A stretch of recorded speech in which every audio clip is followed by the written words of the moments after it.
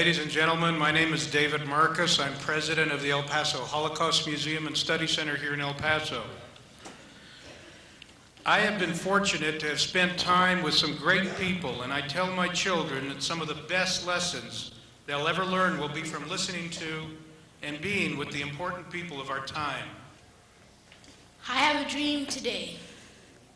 I say to you today, my friends, that in spite of all the difficulties and frustrations of the moment, I still have a dream. I have a dream that one day on the red hills of Georgia, the sons of former slaves and the sons of former slave owners will be able to sit down together at a table of brotherhood. In the 1940s and 50s, when I grew up in rural Alabama, it was very segregated. In my little church, we learned many lessons of moral values. Some we followed, some we didn't. The same lessons were being taught by Dr. King's father in the same Baptist church he went to in Atlanta, Georgia. One black and mine white. We are very excited. We've got Governor Mario Cuomo from New York as our keynote speaker for the dinner. He'll be arriving Tuesday, October 22nd, and he'll be with us that evening, and we think we're going to have a sellout crowd of over 700 people there. We must let this stunning memorial here in El Paso and all the other powerful reminders of our imperfection spur us to think again, to cry again, to swear again that this will never be allowed again.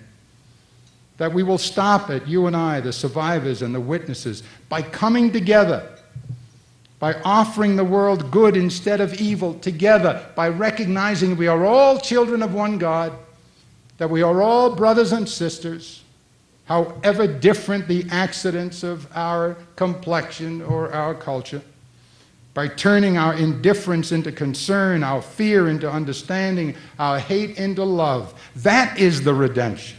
That is the only real success, and we must have it or deem ourselves forever failed. And when one day we succeed completely, when one day we come to understand that we are truly all in this together, that we are capable of magnificent things if only we will share our benefits and burdens together. And when one day we finally do that, then we can build new monuments to our glory instead of to our shame. And wouldn't that be wonderful? Thank you for having me.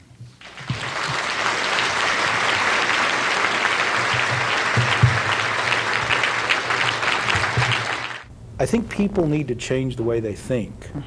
You know, El Paso is a big city. That's right. And we can be a great city, and we can do wonderful things, and we can have speakers like this every month if we wanted to here. Welcome back to 7 News Weekend. Many times you don't really know if something is out of reach unless you reach for it. Our person of the week has tried it and discovered that El Paso's reach can cross oceans, continents, and politics. Here's Gary Warner to tell you more. David Marcus, president of the El Paso Holocaust Museum Board, a certified public accountant, and the man who booked Mikhail Gorbachev for an El Paso speaking engagement on October 14th.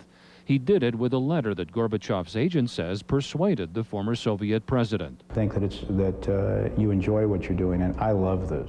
Marcus is also the guy who booked Mario Cuomo and General Colin Powell into El Paso, two names that helped him land Gorbachev, by the way. My personal rewards are the day of the event itself, when I can take my two children to meet world leaders and have them sit in the car with them and shake their hands and realize they're human beings just like they are. So what next? How do you top Gorbachev?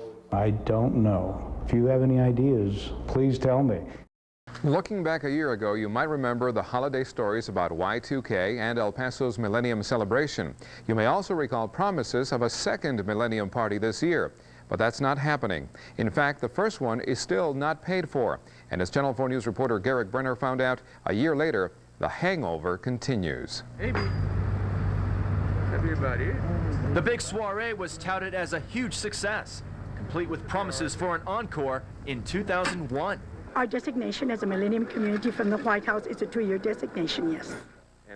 But now, almost a year after the party, organizers are still feeling the hangover. There is no money, we're in debt, and there's no possible way that the committee felt we could actually mount a second New Year's party.